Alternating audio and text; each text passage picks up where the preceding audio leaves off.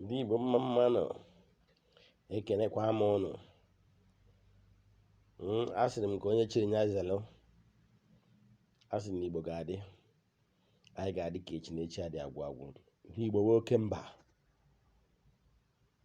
Ka a gaziere anyị tata bụ Afia Orie. Aka m bụkwa onye nke gị Ugochi tubelu. Abụ nwa afọ Oraifite na Anambra steeti. Nwa Adama, abụ m onye mgbasa ozi ọdịnala Igbo. Ndị Igbo, ana m asị ka mkpọta onye ọbụla n'ụla.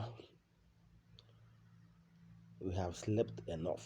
In fact, we are slumbering. Let's wake up. Ndị Igbo, ka anyị teta n'ụla. Over 100 years ka ndị ụka ọbịa jiri anyị wee na-etiri epele, jiri anyị na-emere ihe sọrọ ha nụ. Ndị Igbo, teta n'ụla. Otego aghọrịbara ndị Igbo. Ị makwa na enwere so many religion worldwide. Ị ma na ndị ọcha anyarị, ndị bịara obodo a wee chịa anyị, wee wetara anyị nkụzi ndị ụka ọbịa ka ha wee na-achịkwa anyị indirectly, ọnụ na amara. Ndị Igbo eriri anyị eri. Ị ma na ndị Asia, China, India, name them, Japan, ị ma na ekolonize ha, etesi ekolonize anyị, mana ha sịrị no. They did not swallow everything. The issue of their moral was intact. The issue of their religion is no. They did not accept it. That is why they are fastest growing economy as of today. Do you think that ndị ọcha anyarị fụrụ anyị n'anya? Do you think that IMF and the World Bank na ihe niile gbasara their policies gị favor anyị? Asị onye lere nkịta goro enwe ya dị ihe ntụpụta n'ọbịa. Mana ọ bụrụ na ahapụ anyị ka anyị were usoro anyị chịa, were usoro okpukpere anyị chịa, were usoro anyị wee chịa, mpụ na ọtọ na anụ, corruption ana.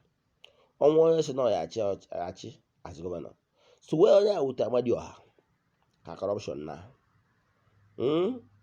kama ekwu ego na ya akwụ onye a ga-ezuru ya, mana ego ọha ọ ma emetụ ya aka. Ihe ndị mmadụ ji agbapụ n'ụkwụ omenala bụ na ha chọrọ ebe ha ga-anọ wee na-eme mpụ, maka na omenala nwere nsọ. Ezigbo onye omenala nwere nsọ. Okpukpere ọmụna n'elu ụwa gbaa gburugburu nwere akwụkwọ nkụzi, holy book. Ndị Buddha nwere nke ha, ndị Hindu nwere nke ha. So mmadụ abịa na-asị gị na ọ sị na akwụkwọ nsọ.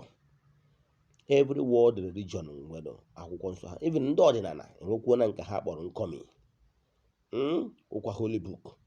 So mmadụ abịa na-asị gị ole nke ọ dị na akwụkwọ nsọ. Ndị na-ajụ ka ole nke ọ dị na akwụkwọ nsọ, na ọ bụrụ na ọ dịghị na akwụkwọ nsọ na ya ekwe ka ije wedding, ka ije mee wedding, ka agbanye nọrọ nke unu mee marriage ceremony, ka ole nke ọ dị na akwụkwọ nsọ akpọrọ ya wedding, white wedding. Kedu ebe ọ dị na akwụkwọ nsọ? Kedu ebe ọ dị na akwụkwọ nsọ gị gaa retreat, Easter retreat? Kedu ebe ọ dị na akwụkwọ nsọ gị gaa Shilo kwenye na ewe? Kedu ebe ọ dị na akwụkwọ nsọ? Kedu ebe ọ dị na akwụkwọ nsọ gị jee cross overnight, 31st against New Year? Nwanne, receive sense. Okay, ebe akwụkwọ nsọ na-ewe ka m kwuo otuzie na akwụkwọ ụlọ ahụ. Gaa na Galatians 6:7 na ọ sịrị, God can never be mocked. Whatever you sow is what you will reap.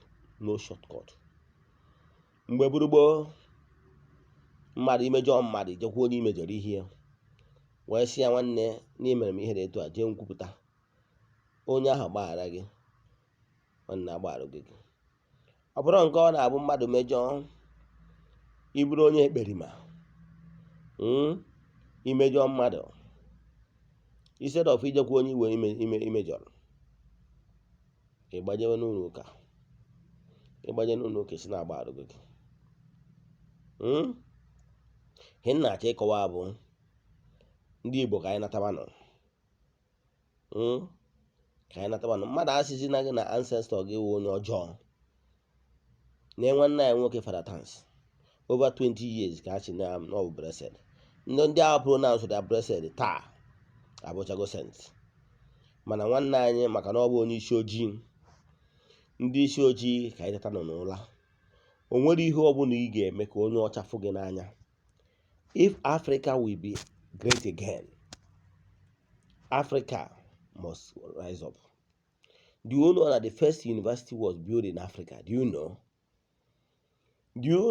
Ihe kpatara ndị Israelites ji agbanata mgbe a na-agbanata n'Egypt, na-agbanata n'Africa?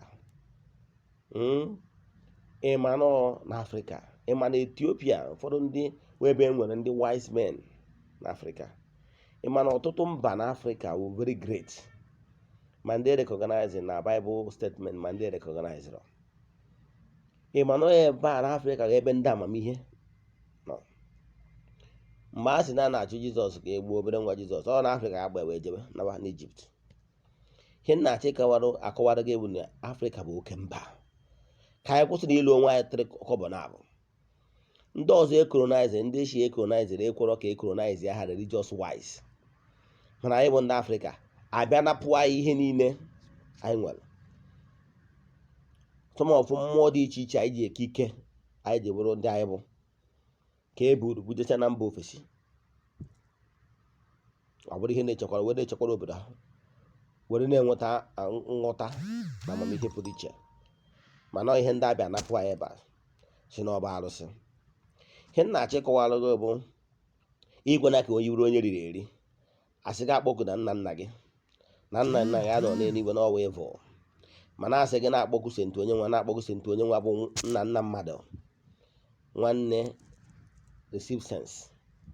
Ịbụ na onye riri eri. Ihe m na-agwa ndị Afrịka ka onye ọbụla nachigata bido kpọkwube ndị nna nna anyị ha n'ihe na-esi na nke onye akarịa. Ka mmadụ wee ofu ọmụmatụ, ọ bụrụ na anyị bụ nwaanyị, nwa gị na-ebe akwa agụụ, nwa nebo gị na-ebe akwa agụụ, kụrụ onye ị ga-ebu ụzọ nye nri. Ị ga-ebu ụzọ sie nri binye nwa gị erijuo afọ, isizie ọzọ binye na nwa nebo gị orie. Etu a ka ọ dị. O nwere ka ị ga-esi na-akpọ nna nna onye ọzọ ka ọ bịa gboro gị mkpa. Were onye nke ya relation ya na-akpọ ya, ọ ga-ebu ụzọ mechaa relation ya ihe. Etu a nna nna akpọku nna nna m ka ọ bịa mere m ihe, ọ ya anya m ntị maka na abụ m ọbara ya. Ihe nna aja ndị Igbo na tamanụ n'ụla kwụrụ kpọkwume ndị nna nna anyị ha ka ha zabara anyị ekpere. Na mgbe buru gboo, ndị Europe, ndị anyarị, ha na-abịa n'Afrịka wee ebe ndị amamihe nọ. Eziokwu na mgbe a na-ede akwụkwọ ha na Egypt recognize, ma ọ dị taa Africa would developed wee were ebe eji ma ndị amamihe. Ebe the first university was built in Africa. Go and do your research. Ihe na-achịkọwara gị bụ na ka anyị teta n'ụla nachighata back to ọdịnala anyị. If Africa must be great, Africa ga-azụ onwe ha. IMF, World Bank ama azụnata anyị. Ọ bụ Africa ga-eteta n'ụla wee kwuo enough is enough. Let's use our own policy to govern our people. Africa has high moral before ndị ụka ọbịa abịa.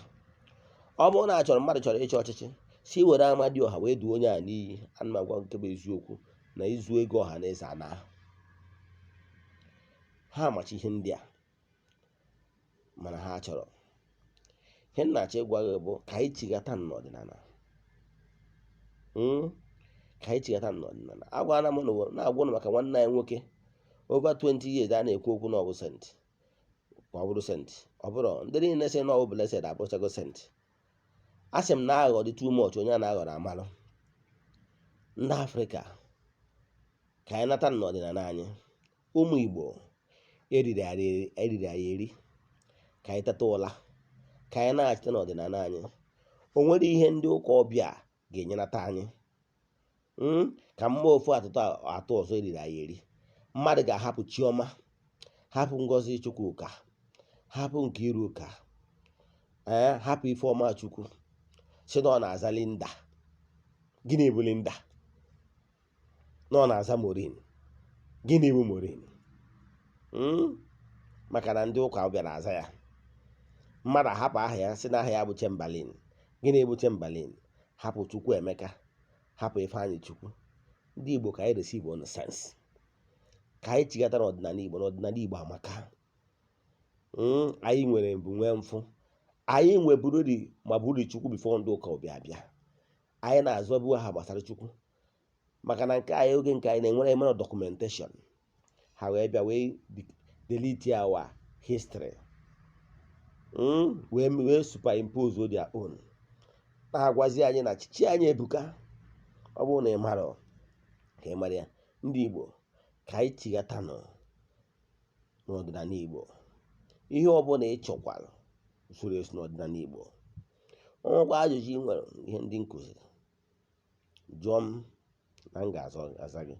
Here for my WhatsApp number, send there a message. Onwe ihe ị chọrọ ka akụzie, jụọ m ajụjụ. Onwekwa na ihe ị chọrọ ịjụ na ihe nkụziri, jụọ m ajụjụ. Like our video, YouTube video, share it among your friends, subscribe to our YouTube channel, ka ị wee na-enweta meseji niile na ozi niile anyị na-agbasa n'ọdịnala Igbo kwa ụbọchị.